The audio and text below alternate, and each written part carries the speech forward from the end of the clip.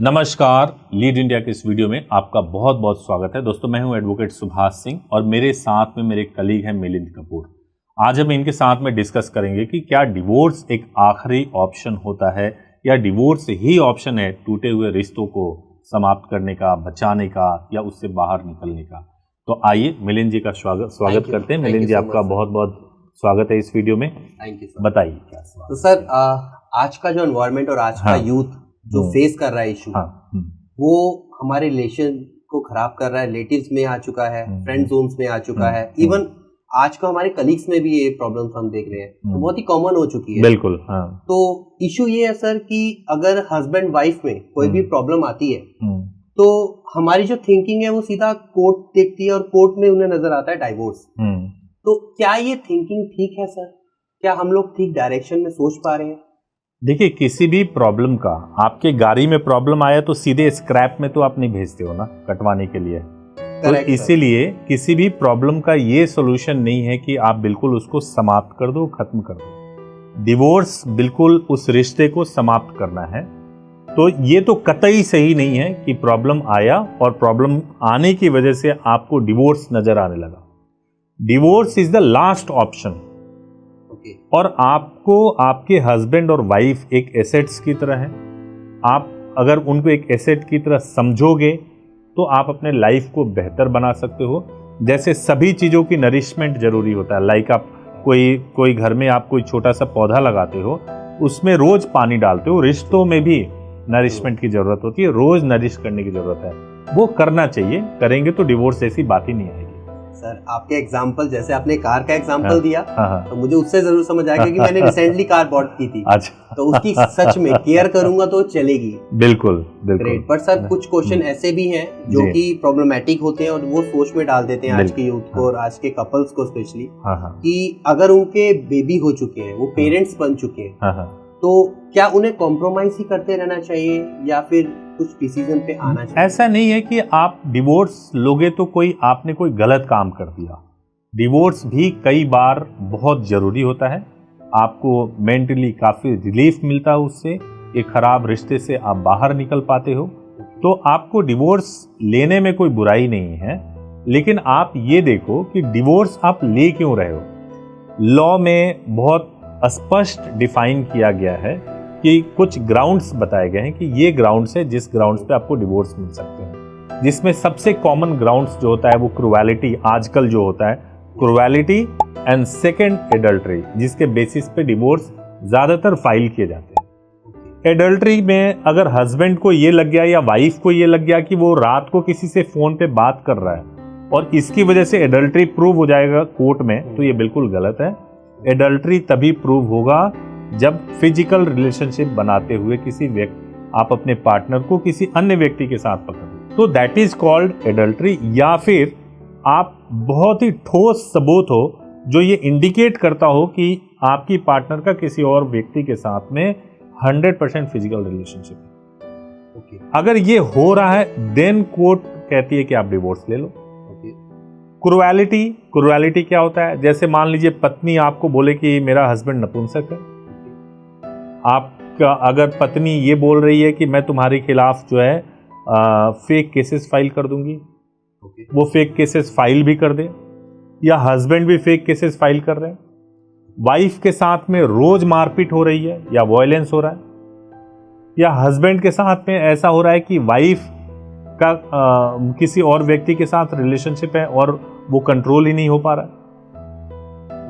These are the conditions जिसके basis पे आपको लेना चाहिए। या फिर ऐसा है कि आप काफी निगेटिव ऊर्जा से आप घिरे हुए हो और सामने वाला इस तरीके से डोमिनेट करने की कोशिश कर रहा है जहां आपके पास कोई ऑप्शन नहीं, you are not happy in your life और आपने सारे एफर्ट्स कर लिए, वो ठीक नहीं हो रहा। दीज आर द ग्राउंड्स जिसके बेसिस पे आप डिवोर्स के लिए जा सकते हो।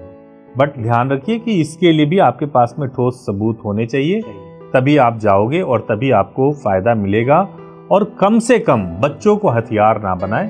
अगर आपको लगता है कि बच्चे जो है आपके हो चुके हैं, बच्चे हैं, आप नहीं चला सकते रिश्ते को, तो एक दिन का सदमा दे दीजिए। एक दिन का सदमा बच्चों के लिए ठीक है कि मेरे माँ बाप अलग हो गए।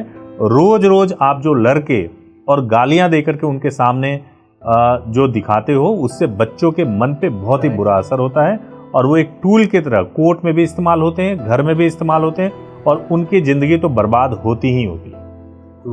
True sir. और सर लाइक इसी तरीके से अगर हम डिवोर्स ले लेते हैं तो सर क्या दूसरी चांस देना खुद को एक ठीक ऑप्शन है? अगर आपने काफी सोच समझ करके डिवोर्स लिया हुआ है, अगर आपको लगता है कि देखो डिवोर्स क्यों होता है, एक तो मेरी पत्नी या मेरा पति ऐसा है ही नहीं, आई एम गुड, मेरा व्यवहार ठीक है, मैंने एनालाइज किया कि मेरे में कोई प्रॉब्लम नहीं है, गलत व्यक्ति के साथ मेरी शादी हो गई थी, तो गलत व्यक्ति के साथ मेरी शादी हो गई तो ठीक है, कोई दूसरा व्यक्ति आएगा जिसके साथ आपकी निभ जाएगी, है ना। तो अगर आपने इस वजह से डिवोर्स दिया होगा तब तो आप दूसरी शादी कर लो, लेकिन आप ये बोलो कि भाई मैं रिस्पॉन्सिबिलिटी ही नहीं ले सकता शादी की, आप ये बोलो कि नहीं मैं तो किसी को अपने बेड पे या अपने एरियाज में, अपने एटमॉस्फेयर में सर्वाइव भी नहीं कर सकता किसी को, तो फिर शादी मत करो, फिर तो आपने पहली वाली करके भी गलती की थी, फिर दूसरी क्यों करोगे। सर एक और पॉइंट आता है जो कि आज हमारे ऑफिस में भी बहुत डिस्कस हो रहा था कि जो डाइवोर्स के केसेस हैं क्या वो अरेंज मैरिज में ही हो रहे हैं या लव मैरिज में हो रहे हैं, क्या ऐसा कोई र्यूमर है या फिर सर? ऐसा बिल्कुल भी नहीं है कि डिवोर्स केसेस अरेंज में होंगे या लव मैरिज में होंगे। देखिए अरेंज मैरिज में क्या होता है, अरेंज मैरिज और लव मैरिज में क्या, अरेंज मैरिज में ये है कि कोई एक दूसरे को जानते नहीं है, हस्बैंड और वाइफ नहीं जानते एक दूसरे को, जानना स्टार्ट करते हैं। अब मान लीजिए आपने कोई एक किताब पढ़ना शुरू किया और उसमें सब कुछ बहुत अच्छी अच्छी चीज़ें लिखी हुई हैं, आप पढ़ते जाओगे पढ़ते जाओगे पढ़ते जाओगे, समय कब बीतेगा आपको पता नहीं चलेगा, और उसी किताब में कुछ ऐसी लिखी हुई है जिससे आप बोर होने लगे, कुछ ऐसे लिखी हुई है जिससे आपको बौखलाहट होने लगी, आप पढ़ना नहीं चाहते, बुक को बार बार बंद करते हैं, आपको लगता है कि ये मेरे से दूर ही रहे।